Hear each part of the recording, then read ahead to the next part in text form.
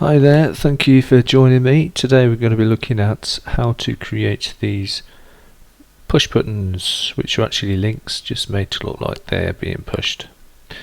So these icons inside, usually we'd use Font Awesome, use a CDN to connect to that Font Awesome library, but today I'm going to use Themify Icons, which is an oldie but a goodie. As you can see, we've got an icon here for the Android, Linux, Facebook, and the one we're using for Twitter over here. So they are the class names we'll be using to implement the icons. So what we do is we go to the top, themify.me, go to the icons, download the icon font, and then you can simply, as I've done up here, include it in your project folder, which in this case I've called push buttons.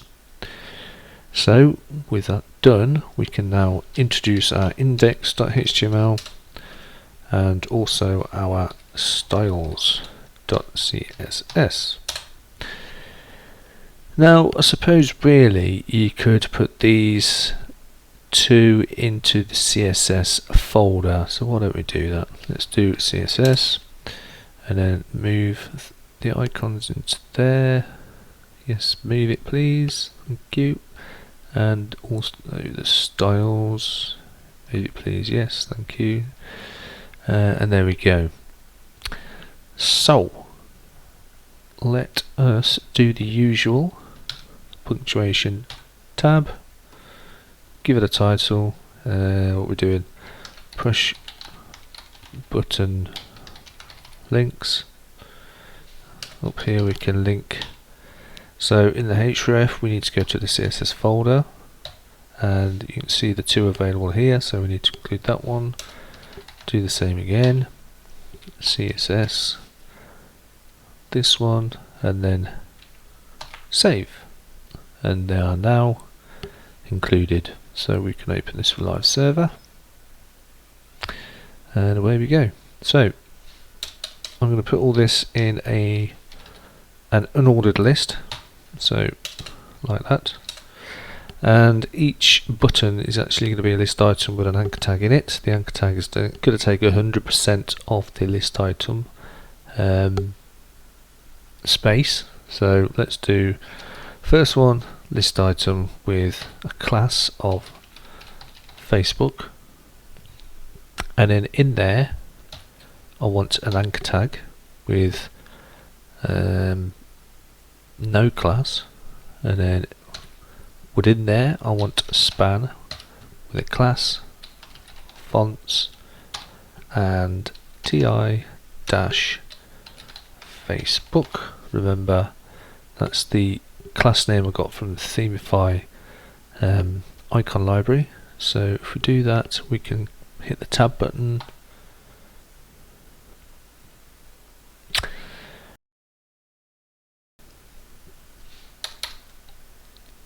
dot ti Facebook, and there you go. So if you want to, we can do this sort of thing, so we can space them out so we can see what's what. Actually, let's put that one on one line. Let's move this over, give this a hash, and there we have our first one. Although that font isn't showing, is it? So let's see what's what there. TI Facebook fonts. So we know we've got okay. In here we want to find the CSS file. Save that, and okay, now we've got it. Okay, my bad, because it's two folders deep, so there it is. Okay, so let's copy, paste, paste, paste. Second one, that one was Twitter with class name of Twitter alt. This one was Android, class names of TI Android, and this one was Linux with a class name of TI Linux. Save, and there they are. Okay, so I think that's about it for HTML. So let's get on with the CSS. Right, first thing, as always, sort out the defaults. So remove all padding by setting it all to 0. Remove all margins by setting that to 0, and then set box sizing to border box. And body, first thing we want to do is change the background colour.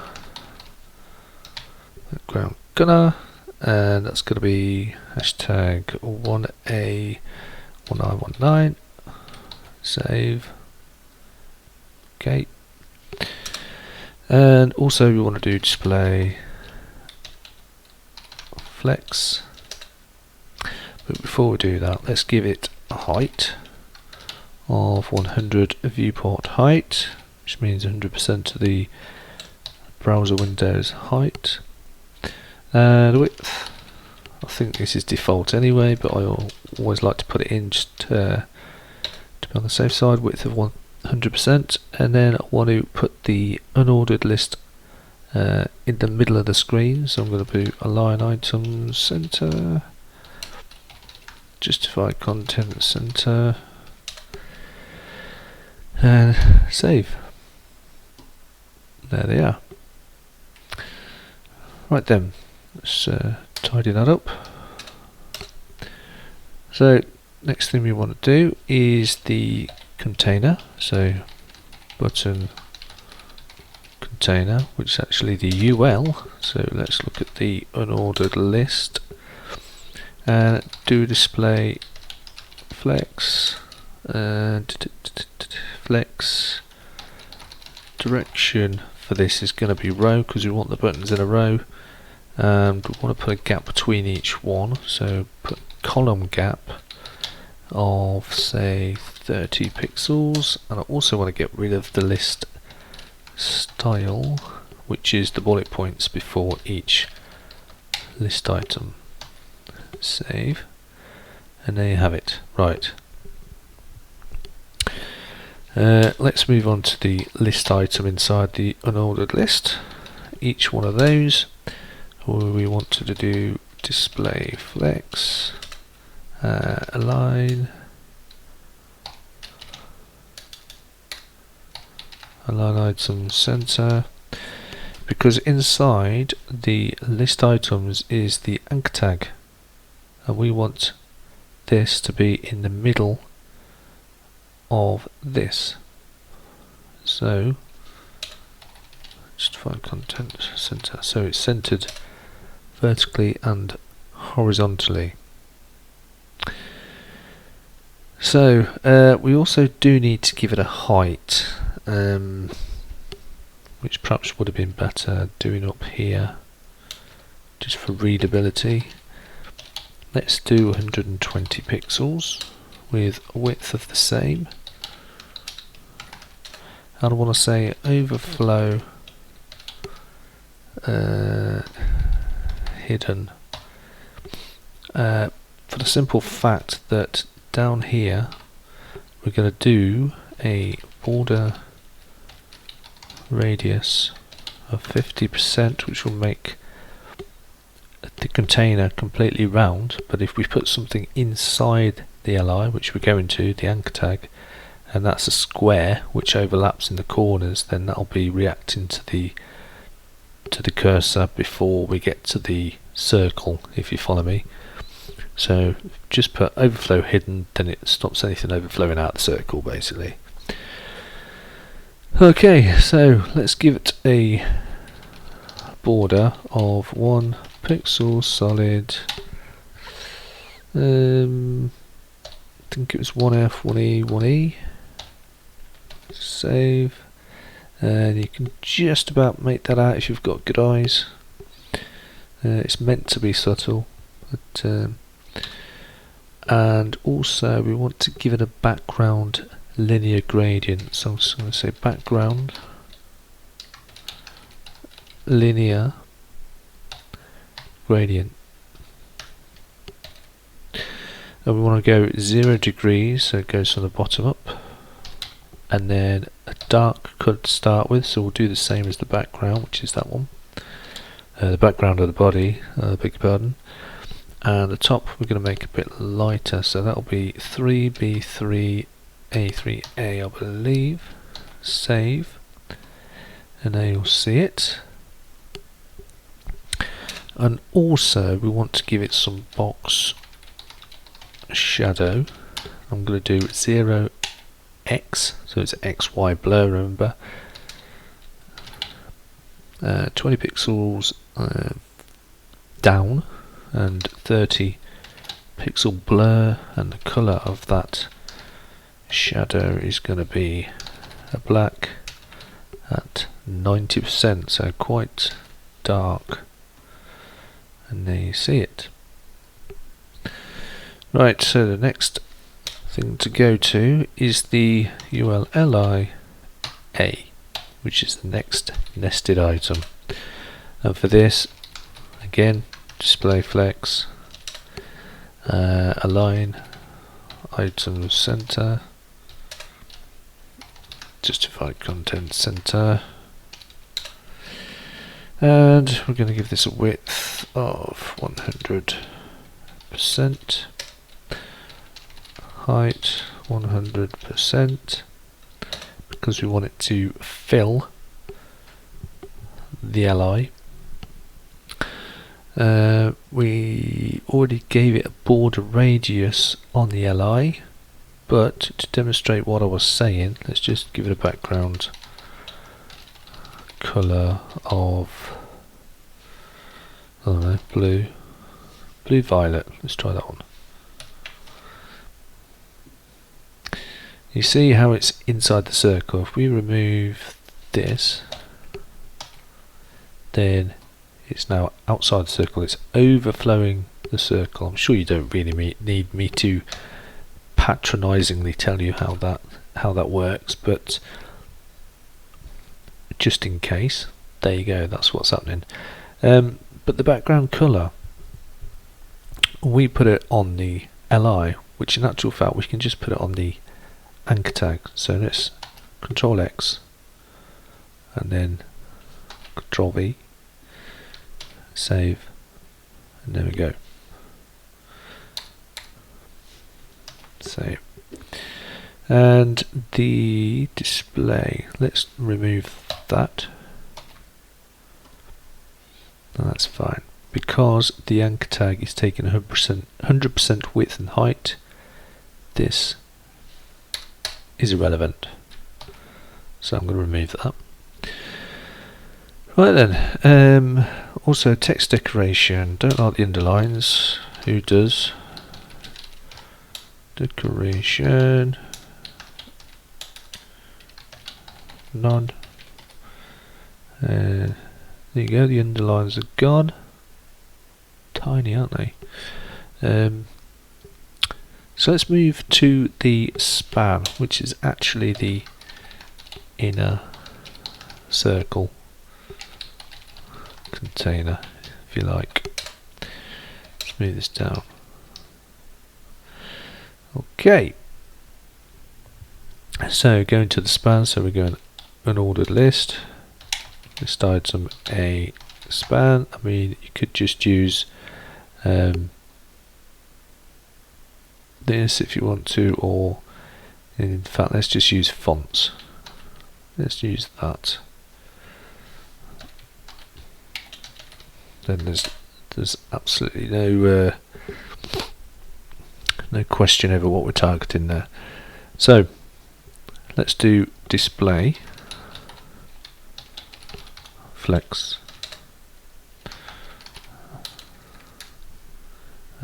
align items center,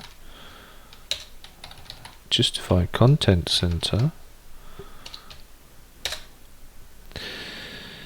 And then we want to do height. Remember, this is the inner part, so if we look over here, we're doing this. So we want to make it smaller than the container it's in, which is 120 by 120. So let's make this 100 by 100.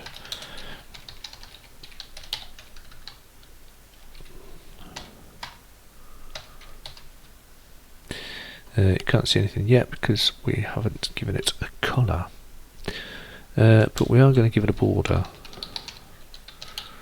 1 pixel solid line, and the colour is going to be 1F, 1E, 1E. And there you can just about, that's a good example actually of the overflow I was on about, but anyway, there it is. So we need to give that a border radius of 50%. Save. And there you go. So we also need to give this a background linear gradient. So we're going to do the same as this, but we're going to reverse them, so that will go over here, and that one will go over here. I mean, we could just, in fact, let's just undo that. Let's just say we wanted to copy this, copy, paste, 180 degrees, save. There you go. It's just the same on its head.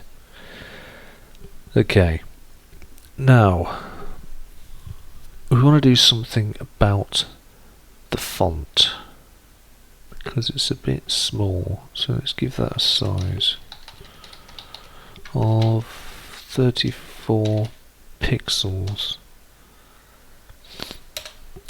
And I suppose we should give it a default colour of a kind of dark grey.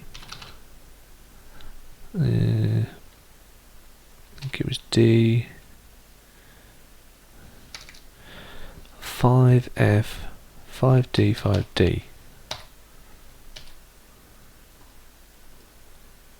There we go. So not looking bad. So we see as soon as we touch the outer perimeter, we've got the link shown at the bottom, and the pointer changes. It's because the whole thing is a link. So that's the font. It's all aligned to the middle. Yep, because we've done this. So all good. We will want to do some transitions on those shortly, but we'll come back and do that in a minute. So the idea with this is that when you push down on the button, or sorry, hover over it, then the shadow disappears under the button as it would do if you push down on something, which gives the illusion of it being pushed down. So if we go to ULLI and then say hover, so when we're hovering over the list item, we want to alter the box shadow to be 0, 2, we want to give it a little bit still, 5, RGBA, and of course it's going to be the same colour but a bit more subtle at 30%. Save.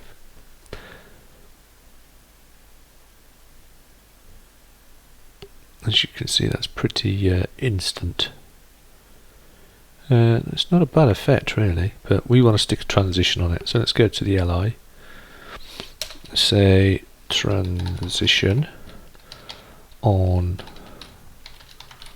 box shadow over, let's say 0.5 seconds to start with, see how that looks. Bit slow. Let's try 3, save. Yep, that'll do. In fact, let's try 2.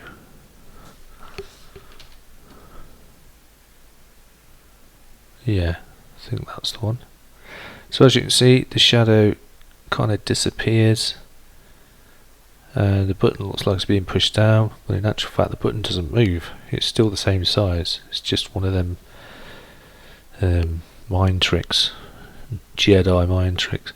Anyway, let's go to the span. We want to change the colour of these as well, so we need to do those hover effects.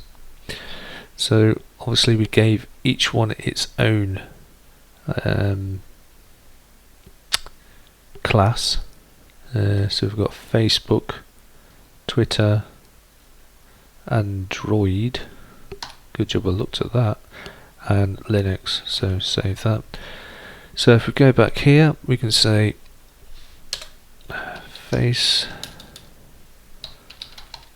Facebook, hover, and we want to affect the TI Facebook. We want to change the colour to the colour which I think is Facebook's colour. Save. There we go. And that's pretty instant. So what we're going to do is we're going to go up to, oops, escape that. So we're doing it to, let's see, the TIs, which are the actual icons, but they've all got a common class in fonts. So we can go to fonts and say transition on colour 0.3 seconds, save. Let's make that 1 whole second just to make sure it is actually doing it. It is. In fact, that don't look bad. Bit long, but let's do half a second. Just need to give those their colour now. So what do we want to do now? Twitter, hover, TI, Twitter, Alt, I think it was. We'll change the colour to, let's see, 1D, A, 1F2. Save that. Good. This one will be Android, hover, TI, Android, colour is the Android colour C03E.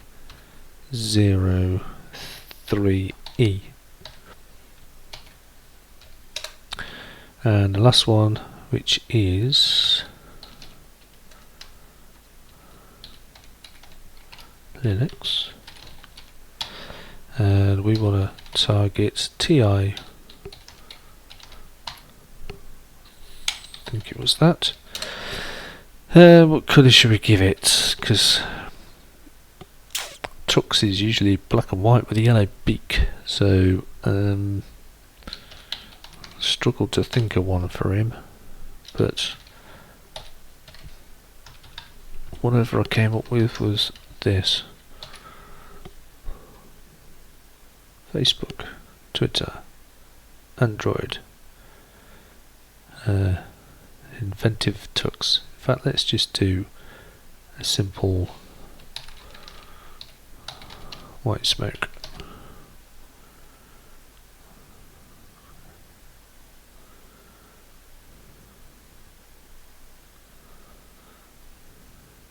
Anyway, that is it. That is how you create these push buttons. Obviously you can make them smaller, bigger, whatever, give them a more dramatic effect, change the